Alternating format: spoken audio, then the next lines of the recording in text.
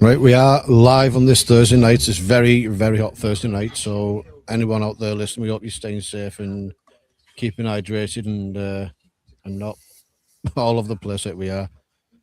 So apologies to start off with a little miscommunication between myself and Ben on the start time, and I'm going to blame the It was heat, to me. be honest. I'm I'm going to blame the heat because we'll blame the heat, blame that and everything else. So yeah, we are here now. Huddersfield game, Ben. I've seen a lot of moan. I've seen a lot of moan about the performance, but at least we played in both halves. It's damned if you do, damned if you don't with that type of game, because Huddersfield are really bad at the moment. I mean, it's a game you should be winning. They were bad, but I can understand some of the criticism because completion rate was really poor, made a lot of errors, missed tackles. Huddersfield were just so bad they couldn't take advantage of anything. They were making more themselves than we ever did. So if we played like that against anyone decent, we probably would have lost, looking at it that way. But we just needed a win on the board, and we got a win on the board. And you know what I liked? I liked that Rowley, for the first time, actually came out, even though we won a game, and said we weren't up to standard. We weren't good enough. Yeah.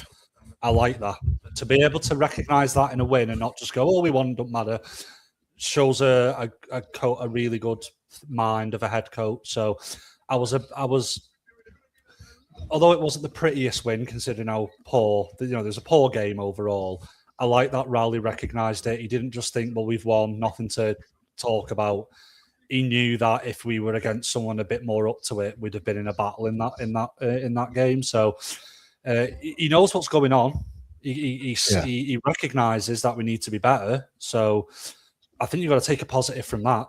That the coach is willing to recognise that even when you win a game, that he knows the standards need to get better, and they do. So that's a bit of positivity more than anything is the way Rowley analysed the game afterwards. It gives me a bit of hope that he's still going to push them to get to the level that he needs them to be at, which I was getting a bit unsure in the last few weeks whether he really fully understood where he was coaching, the different standard, the different mentality, the different expectation. That kind of gave me a bit of hope that he does get it. He does get it a bit. He didn't just go, won by 30 points, blah, blah, blah, who cares? He knows we need to get better. And Bradford will be a much bigger task on Saturday. So especially on that pitch. I'm hoping that, after Rowley recognising that, there's been a lot of work to get even better this week because, maybe you can't do it all in one game, but you need to get a bit better each week with where we started at. Just get a bit better each week, a little bit each week, and hopefully we can get somewhere come the end of the season. So we'll have to just wait and see on that one. I want to give a shout out though to Alex Walmsley. He had a cracking game again as well. What an Indian summer that fella's having. I mean, it's absolutely I've always thought, I don't think he's never really had a bad season. I'm not saying he's ever he never dropped off or anything, but he was slowly declining. There was a spell where he just couldn't keep hold of the ball, wasn't there? His ball handling's never been good, and we know that. But in terms of meters made, he was always making decent meters, but he was slowly, as you'd expect with age, a bit lower. And then this season and last season, out of nowhere, it's gone back to his levels where he broke his neck 1 year. Yeah, he did as well. I mean, that's the year after slow anyone down. Well, that was a bit slower, but it's why when I see people like who are incredulous when he's named in England squads and stuff, it's you're clearly not watching a lot of Saints games, which is fine if you don't support him. But I'm telling you, ask any Saints fan who watches almost every game. He's never been bad, but he's gone back to the levels we saw of him in 2018-19. 7 years later, he's all of a sudden out of nowhere just got even better again at 5 odd years old. So very impressive, and God knows where we'd be without him and Darrell Clarke's performances this season because they've really dragged us through it. The two experienced heads, the two old lads. Another player I want to bring up as well, actually, is Tristan Saylor. Now he looks like he's enjoying his rugby league at the minute. He's been allowed to almost like free roam a little bit, where he's just allowed to, he just goes wherever he wants to, and he tries to come up with something. I mean, he'd be the third player after like a Walmsley or Clark. I mean, Sailor would be number 3 in terms of best players, and I feel a bit sorry for him. It's just that, you know, the period he's come to Saints has been very transitional, and we've dropped off from being a top team. But I think if you'd have placed him in a top side, he'd look incredible. I think you know, people who criticise him sometimes, I think if you put him in that Wigan side or that KR side, I think he'd score like 35 tries or something like that. Yeah, like he can't do it all himself. People need to forget it's a team sport. He can't do it all himself. Like, yeah, if you look at his involvements, try assist and tries, meters made, he's just always near the top, and he's consistently near the top. And I think he's not a problem in any way. It's the team around him. He can be frustrating sometimes, but I'm telling you, if he was in that 2019 side, he'd look like a world beater. He would. Yeah. He's just in a poor side at the moment, and people are lumping him in with that. But you just break down what he offers. It's like Albert Kelly in that LFC side, isn't it? Yeah. It's exactly like someone like that, like Urangi Chase at Salford or something. You know, he's in that scenario where he gets unfair criticism sometimes, when really, for me, it's the team around him which is the problem. And if they were more on his level, we'd have a much better side. Because right now, for me, he's clearly over Wellesby in the team for whatever position. And I'm honest about that. I think Sailor at the moment is worth a place. Are you picking up Micah Richards on my mic, by the way? No, I can't hear. Hear anything. All right. No. That's okay then. Yeah. So I think more than justified his contract extension, and more than justified his place in the team. Which is something we'll go into in a bit. Yeah. Also, I thought Soonen had a really good game as well. I mean, he was denied an hat-trick, but it's not often you get 2 back rowers going 2 tries in one game. If you include Jake Davis in that, who's Jake Davis. Yeah, Jake Davis, of course, who just slotted it on the wing and just scored 2 tries because he can do everything, apparently. Like, he can do absolutely everything. It's like up on social media. I mean, there's like a fan that tried that in the Blizzard. Yeah. And I know I've made this comparison before, but I just see like a young Lee Gilmore. I just really do. I really do. The pace, the footwork for a lad of his size playing in the park is so rare. You just don't get it a lot. Most forwards are very slow and are very heavy-footed. So the fact that, you know, you've got to play like Jake Davis, he can play second row, he could probably play loose. You know, he could probably even do a job at prop if you asked him, and he can play centre and he can play wing, and he can do it all reliably. It's a gem, just a gem of a player that you've got. What we've got on our hands there. I believe we signed Ben just to make sure we got Jake. Yeah, I wouldn't be surprised because why we did that. But it makes sense. Remember, this is his first proper year. It's his first proper year of getting appearances. I mean, what's he going to be like next year, the year after? It's exciting. Yeah. It's really exciting to. He's next year, you imagine. Next year, you imagine that's going to be when he's going to have a first team place cemented. You imagine next year, and I just think there's even more to come from him. Keep playing him as much as we can is what I would do. Definitely. I'm just looking at his stats here. 20 years old, 6 tries in 12 appearances for a back rower. For a back rower who's 20. For what's that about? What is that about? It's a bit crazy, isn't it? Like what we've got there. A freak. So, you know, it's not all doom and gloom when it comes to player retainment and recruitment. You know, at least we've got Jake Davis and a few others that are doing well at the moment. Yeah, that's it. So we've got Bradford this week. Unfortunately, I can't make it. I've double booked myself. I'm elsewhere, so I think we'll let him bed if we can't get time to watch it back. So we've got the squad up. Yes, and a real life Could see Jacob Jake Burns Douglas. He Yeah. lives. Is he He's getting in to a the- is he squad. getting to the 17?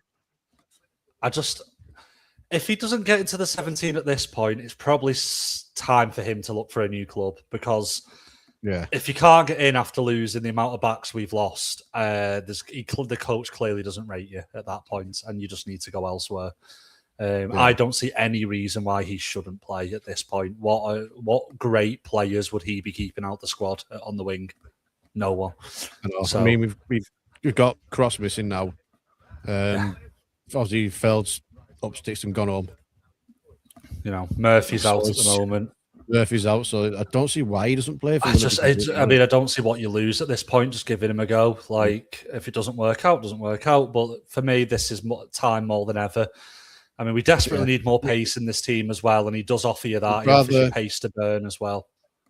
Yeah, I'd rather have McDonald in the centre, if I'm going to be honest. But you know, you got Robertson and oh God, just realised that Percival's had an injury as well. So yeah, Percival's had another injury. So surely Jacob Douglas has to play. Like, yeah, you never know. He might have an absolute barn burner. And I hope he does, because, like I said, he's got pace to absolute burn. And it would be a big, massive boon for us if he can settle into like a first team role. He's played Super League games before. He's played in double figures for him. So it's not like he's not used to this at all. So I would give him a go. I'd go for it. Yeah. I mean, Bradford, it's with the players you have out, you know what I mean? We should get a win there. I mean, it's not a great pitch to play on, but yeah, we should get a win. Should being the operative word. We should have won a lot of games. Yeah. But, yeah, it's one that, I mean, I think they've got the tails up a little bit now. You know, Ryan Sutton and playing well. Was extended. They're playing well. They're I like the style of rugby. I really like that they throw the ball around. They know that they haven't got the players, the individuals other teams have. So they're not interested in this grindy percentage play nonsense, which plagues the sport at the moment. They're a team that goes out and throws that ball left to right, right to left. Yeah. And you know what? I just love stuff like that. I know there's the old rivalry there, but I just can't help but admire the way they've gone about the business this year. And considering some of our edge defence, I think it's going to be tested. Our edge defence is going to be tested, because that's the type of team that we really don't like playing against, that like to, you know, hit the floor early and throw the ball deep in their own half. Absolutely spot on there, Aidan. I couldn't agree more with that. That was the best part of our season as well. Yep. Jordan, how are you doing, sunshine? Everyone all right? Well, depends how you define the word all right. I mean, I'm all right in terms of, like, I've not died yet in this heat. Well, I decided to go outside and greet the friendly laser in the sky, and it's done a number on me. Lovely. So. Bloody hell. Only out for half an hour. It melted me into a puddle. But other than that, you know. We're all right. We're all right. Yeah. Saints don't play tonight, so I'm happy about that. I think a danger man in that Bradford side is Connor Wynn, if I'm going to be honest. Because the lad knows where the try line is. Yeah. He's not the flashiest of players, but he's done a good job for them. The halfbacks, I think, at the moment are doing really well. Like I said, you know, they know they're up against it. They know they don't have all those individuals that other teams might have at the top half of the league. So they make teams earn that win. If they're going to win, they'll throw the ball around. They play a great style of rugby. They've got a good head coach. If anyone thinks this will be easy in any way, well, you must have not watched Saints recently, first of all, if you think it's going to be easy. And you also mustn't have watched Bradford as well at home. Because if we win that'll be a well-earned win. That's not going to be any Huddersfield shenanigans. I mean, it wasn't easy at our place. We can't get away with just being rubbish and just squeaking a win and hoping they're worse. It's going to have to be a good performance to win. I completely agree with you. But it's one of them where a lot of people, like, and we've said this before, like, a lot of people said, oh, they shouldn't be in Super League, they didn't deserve it and all that, but 3 teams went up. And those 3 teams were 1, 2, and 3 in the championship. And they're doing the best out of the 3. You know what? It's happened now. I don't agree with how they came up, but I don't really agree with anything other than... If you take the politics out of it. But it's not the players' fault. It's not the coach's fault. No. You know, it's they're there to do a job, and they recruited well. The players have played well, and they're being coached well. So It's outside of the club have made that all decision. that's high up stuff, chairman, board, whatever.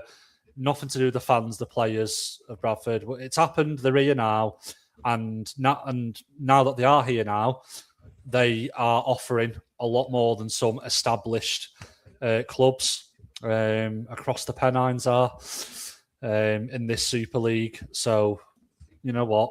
I'd just say fair play to them. Regardless of how it happened, they've taken the opportunity with both hands. Yeah. And do you know what? They've earned the spot there now, in my opinion. Yeah.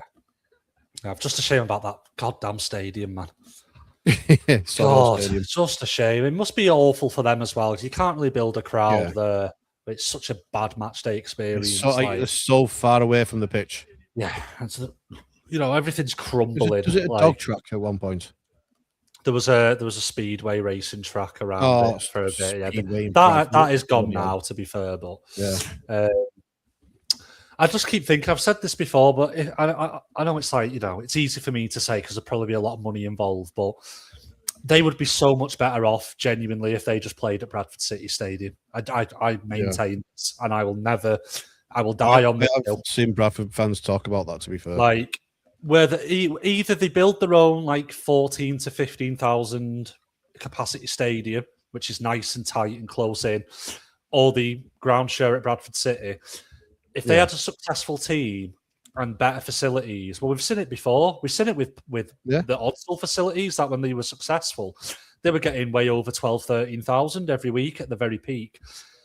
I think if you just had a much nicer matchday experience, and let's say they push on and become a playoff side, you've potentially got a team there that could be getting you that over 10,000, that magical mark that the RFL wants people to aim towards. It was 5-figure.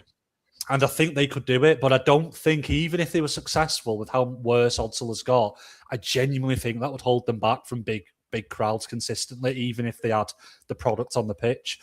So, I mean, it's surely at some point in our lifetime. I mean, in our lifetime, it'll crumble, that stadium. So they're going to have no choice at some point but to go somewhere else. Like, I mean, we were in danger of the same thing with Knowsley Road. I mean, the history there was, it speaks for itself, but it was falling apart, wasn't it? The last time I went to Odsal, it was way worse than Knowsley Road was at the end. I mean, that's saying something. I took a step. I took a step down the away end, and the edge of the step just fell off the step. And I almost just fell in at my head. Just the steps are crumbling at Odsal. Like, and you have to get your binoculars out to actually see the pitch as well, which is always a lovely experience. But do you know what? This is a bit unplanned, this, but I've seen a lot of people talk about this, and it does need addressing. Like, our atmosphere at home games, it's pathetic sometimes. I mean, people say, "Oh, well, they're not on the pitch." Well, why don't you get into the game and get behind them? I think it has to do. I think it's driven by the team. I always think that people have got rose-tinted specs about Knowsley Road, because I went to games against Harlequins on Thursday at Knowsley Road, and there was no atmosphere there ever. Yeah, it's big games get atmospheres. If more teams were better and more games were competitive, more atmospheres in games would be good. For me, it's you're kind of telling on yourself as an away fan. If you moan about our home atmosphere, that means your team's shit, pal. Sorry. Because it's never a problem against Warrington, Wigan, Leeds. Never a problem against teams that bring it. And KR now, because KR now, the last few against KR have been good. Yeah. So, I mean, it'd be great if we were all like European football ultras and we could play like Tiddlywinks FC on Tuesday night and still. But it's just not the crowd in rugby league. You have to Tiddlywinks FC. You know, you've got to be entertained, and you've got to be entertained not just by winning, because even one-sided, boring games don't get atmosphere. We just need better teams in the league that will create that tense atmosphere where you don't know who's going to win. So we just need more teams to bring it, and then we'll give you your atmosphere. Like, you know, like Thursday night, and we're winning 40-0 against some, you know, like a team with 10 away fans. There's not going to be an atmosphere, is there? No. So, I mean, like it's give and take. It's back and forth banter with the away fans. You know what I mean? That's what livens things up. And big away follows help it as well, because often it's the hardcores that go away, so they're going to be singing more. and that gets the home crowd going. If they've Yeah. got an away crowd, if you've got nothing, again, it's hard to. I think that is hard if there's just that empty away end with the 20 fans in the corner of one of our home stands. I mean, you're not going to get that back and two started either. Which again, teams that actually bring away fans always tend to have better atmospheres. Yeah, At I our think stadium. the only exception to it is when we play Catalan at home, because we know it's a tough game. Right, with or without the fans, it's a tough game, and we need to get. That has been since like anybody. 2019-20 onwards when they got a bit better, and it became like a bigger game. All of a sudden, So I think that's just what we need. I don't even think just playing great rugby, because I think, again, if you play great rugby and you won a game, but it was 40-0 and it's against the team, I still don't think the atmosphere would be great. I think it is close games where both teams are good and away fans. Yeah. And then that generates it a lot, I think. And we just don't have a lot of it in Super League. Thursday games, especially, and sometimes Sunday games where you're a bit wary of having a good drink on the day. Yeah. Because of obviously work the next day. But on a Friday or Saturday, I know some people work weekends, don't forget about them. But Friday or Saturday game, it's generally a better atmosphere. More there, yeah. It generally is, yeah. So, which is why I want to. I understand, a neutral watching a game rugby league, I get that, but for your team playing on Thursday, I mean, like Warrington playing 3 Thursdays in a row, I think is bullshit. Yeah. Well, we did at one point, didn't we? We did like 3 or 4 or 2 or 3 or whatever. Yeah. But it's like you're just doing the club out of money, if anything, because less people are going to be going through the gate and less money over the bars.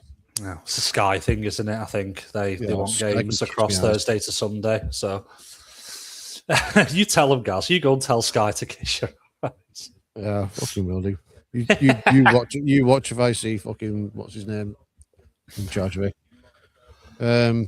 Anyway, never mind them. The women got completely undone at the weekend. Ben, is it cause for concern, or is it just Leeds being better on the day? I'm not so concerned at this point because a couple of weeks before this, Saints beat the same Leeds side. So yeah, I think they're very similar level, and Saints just simply, I think, from what I saw, just didn't turn up on the day as much as Leeds did. I think. I just realised that badge says Leeds Rhinos. It does. That is the Leeds Runners. Oh, ChatGPT. It's done me again. So yeah, I don't have any concern. It was an off day. It was a poor performance, but they won. They beat the same team just a couple of weeks earlier. I just think they're just two very evenly matched sides, and sometimes we'll get better over them, and sometimes they'll get one over us. We'll have to see what happens in the next couple of weeks before. I don't think at the moment there's any concern. Yeah, this season will really test the women's team because with Jodie and Emily retiring, and we don't know what's going on with others at the minute. I think just in general, it needs a transition. Like I said, we're like the only team of that original Women's Super League that pretty much has like 3/4 of the team is the same players. Yeah. Like Wigan, Leeds, Huddersfield, Warrington's women, Barrows women, like they're all different now. We're the only ones that still have loads of those legacy players in the team. And I think it's just a simple case of it's time to, start improving. They've done as much as they can. They've created the legends of the club, created great memories. I think they'll say that themselves, won't they? Yeah, and I think it's just time more of the younger girls of the new academy that's been going a few years now, and just the work going into that. I think it's just time for younger, fresher faces in the women's team. Obviously, you've got to manage it. You've got to do it carefully, not too much change at once. But I think, I don't think you can write off this women's side yet, because on the day, I think they can still offer a performance to even Wigan if the stars align. But I think we're slowly starting to see the beginning of the signs that that transition's probably going to happen in the women's team in the next 2 or 3 years. And to be fair, it's needed. And Joe, we can't complain because they've been very lucky. So it happens. Father time, it comes for everyone in sport. So you can't say they could have done much more, really, could you? So it's just natural, just that natural process. They're getting a bit slower. we do very much lack pace, I think, compared to some of the other women's sides, and there's a lot of miles on the clock, a lot of battered bodies, bless them, in that team. We've got the likes of like obviously Dana McGiffin, who we harp on about weekly. Yeah. I believe Leah Burke was in a boot after the game. So you got Liv Leach there now. You've got Mia Drescher coming through. Yeah. I think we're going to see a lot of it. I think you're going to see a very different side in 2 years from now. I think there's going to be a big. I don't think it'll end with Emily and Jodie. I think we'll see some more of the older crew. Amy Hardcastle's been around a while now as well. Yeah, Amy, Faye, Zoe. They've been around for a lot of this period of women's rugby league. So I wouldn't be surprised if Royal as well. She's been around a bit. Yeah, I wouldn't be surprised if in the next 2-3 years you see a completely different Saints women's side. And it's just what happens. We've managed to keep hold of them for so long, and it's probably testament to how that's been run, that so many of them stayed for so long. And you don't get that a lot in sport. So, but yeah, it's coming. The transition is coming. I just hope that. I think there's still, it's not a write-off yet this season, though. I think this is the last chance. If the stars align, if they play the absolute best they can, a bit of luck goes our way. I wouldn't completely rule this team out yet this season of winning something. I wouldn't. I really wouldn't. Yeah, but I think this is the last chance, maybe for a couple of years, few years before you might see a bit more of that transition happening. That sport. Yeah, that sport. In a game like this, especially, I want to say salary cap, but in a sport where the players are barely even getting paid, they're still going to work in the week. Exactly. You can't just go and buy up. Can't. Can't. It's going to take time, and we realise that. Yeah, I just hope again. There's a few big moments left for them before a lot of that crew leave. Fingers crossed. Anyway. Yeah. And speaking of signing up, as I mentioned before, Sarah extends till 2029. Tristan Sailor. Good business, in my opinion. Yeah, no brainer for me. Again, 3 years, and there's a lot of 3 years going around, but people have got to remember the new rule that came in last year where you can speak to clubs 12 months before your contract runs out now. Yeah. That's why all these deals are 3 years now.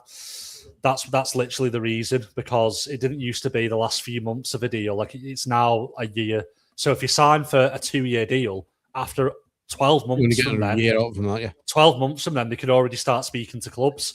So I know a few people mentioned 28 now. That'll take him to 31.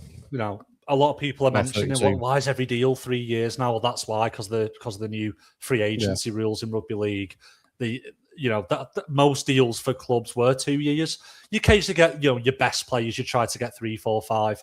But the reason the standard contract seems to have gone in every club from 2 to 3 is because you get to have them for longer without them speaking to other clubs. So that's just the way it is now. The standard deal for most players is probably going to be, it's probably going to be around 3 years. They'll still do 1s or 2s for older players, I'm sure, but I think that's just what you're going to get a lot of for anyone under 30 at the moment. So, and it's no-brainer.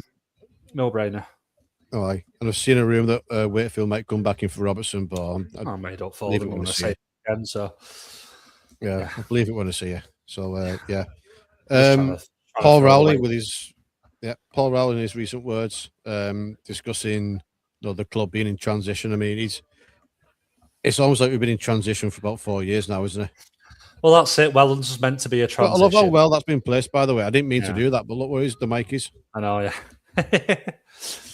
Yeah, you know what? I'm sick of the transition talk, just because I've heard it since 22. I mean, even 2022. It's not transition, because what we've tried before has not worked. Yeah, so we do have to do another one, but it's not because this is the natural time that it's come to. We've tried about 3 times to do a transition, and it's not worked. So again, this whole idea of transition. We're a top 6 side, just about these days, but we still are a top 6 side. Super League has an awful standard outside the top 2 or 3. So all this talk of I don't think you need years of transition in Super League. All you need is like 2 good years of recruiting, and you're back up there. How often have we seen it? Like teams finish near the bottom, and then they're in, KR how quickly they turn themselves from near the bottom to top 4. Like, you know, we're not in the Premier League here. We're in the Super League, and there's about 2 or 3 good sides, if that. So all it would take for the transition is literally one off season of 2 or 3 good signings. Next year, another 2 or 3 good signings. That's almost half your team. 2 or 3 decent academy products. Then bam, transition done, 2 years. Like, it might take longer. Don't get me wrong. It might take longer, but people are speaking about it as if it has to take ages. It's rugby league. It's Super League in England. Most people are shit. I'm sorry. I'm going to say how it is. It should not take you 4 or 5 years to build. Like, it's not like not 2 or 3 teams realistically in the grand final. Like, so I'm not having it. For me, there's no excuse. 1 or 2 years it should take to turn this around. Not to be the level Wigan and KR, but to even be in the conversation. I'm sorry. That can be done with the squad, but nucleus of the squad we've got, with some of the youngsters. I would say 3 or 4 top signings turns this into a title winning side. 3 or 4. That's it. 3 or 4 top signings turns it into an absolute top 2 side for me. So if you do... Look at West Tigers in the NRL. They were competing for one spoon. And now look at them. And that's a much more competitive league as well. That's a much harder league. So it can be done. Yeah. So in Super League, if you are clever with your recruitment and you work hard in your academy, 2 to 3 years is all the transition should take. Not for a club like Saints. Since '96, we've never been outside. I don't think we've been lower than 7th. I think 7th, 6th was the lowest we've been. We've been never outside the playoffs. Maybe it'll be a kick up the arse that we need if we finish outside the playoffs. So, you know, not an excuse for me. Like I said, there's a lot of work that needs to be done, but it's Super League. It's not a great league. There's like 2 very good sides, a couple more that are decent. Then there's the rest of us. Genuinely, if they sign 2 or 3 top players at the end of the season, then sign 2 or 3 next year, we'd be fine. We'd be absolutely fine. So, for me, doesn't the academy right as well? Yeah. So for me, not an excuse to like, we'll have a few years. You could get, you know, maybe a year and a half if you're in transition in Super League. But if we're still at the same place this time next year, I'm not buying that as some sort of excuse. Like, no way. Like, it's just not good enough. Like, but if you keep getting transitions wrong, that's the only reason transitions take as long as they have been going. Yeah, because technically 2022, replace people at the right time, which we haven't done for years. You know, make good signings, which we haven't done much of for years. So, well, at the same time, we were saying that Alex Walmsley should have been gone a couple of years ago, but we're singing his praises now. Well, to be fair, I didn't think he should have been gone. He's always been good enough to at least be on the bench. But so we'll see. I know I get what he's saying because it is technically a bit of transition this year, but if he thinks that's going to get him 2-3 years or something, he's in a dream world because, you know, the only reason Welland's got as long as he did was because of his status at this club and what he's given to this club. Paul Rowley's not done anything for this club at the moment, so I just hope he doesn't think that's going to let him off the hook talking about transition for too long. Because he had a say in some of these signings. He'll have a say in the signings for next season. So that'll be 2 off seasons. That'll be probably around 5, 6, 7 players. So next season, something's got to change a little bit. You've got to be better than this. Like, you can't use that as an excuse. That's my take on it anyway.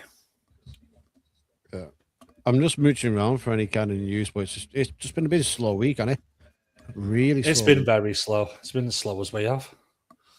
In this heat. Yeah. So this is what this is the lengths I'm going to here. Hydration breaks this week. And Joe, with this heat, you can understand it. Yeah, I think they've done it before. I remember Challenge Cup games I've done it before. So if you're getting over... I'm going to try and read this. I'm going to try and read it anyway. You're getting over 30 plus odd degrees on pitch level. I think it makes perfect sense. And don't forget, it's not just running around. I mean, there's physical contact going on as well. Right, so absolutely. Right. A break of at least 90 seconds will be implemented at an appropriate break in play around the 20-minute and 60-minute points.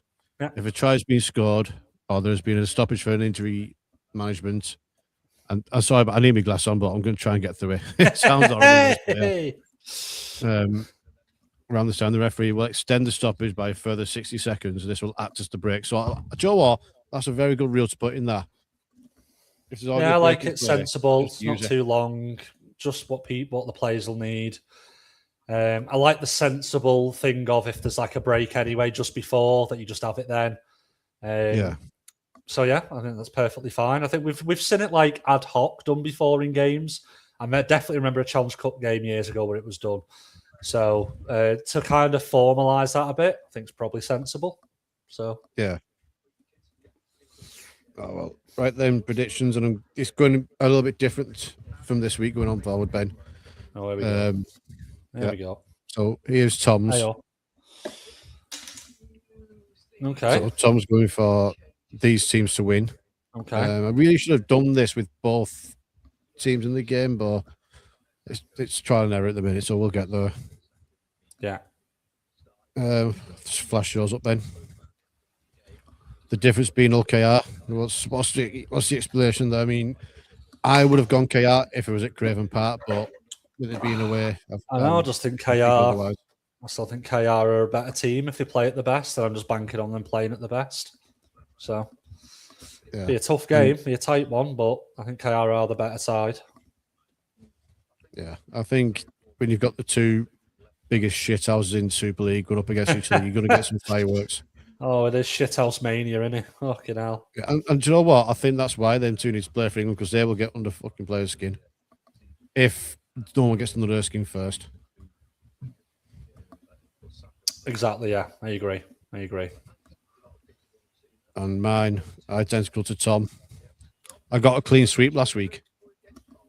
Very good. But, me and you are joint top with the same points. It's getting tight.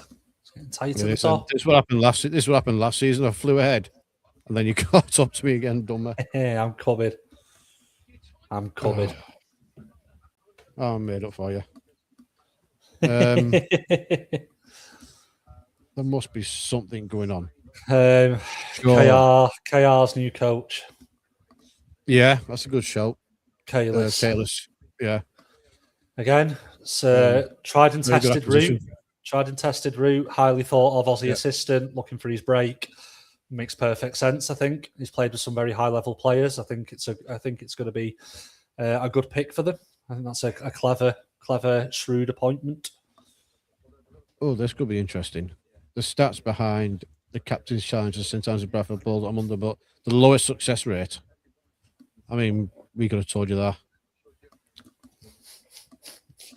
Right, so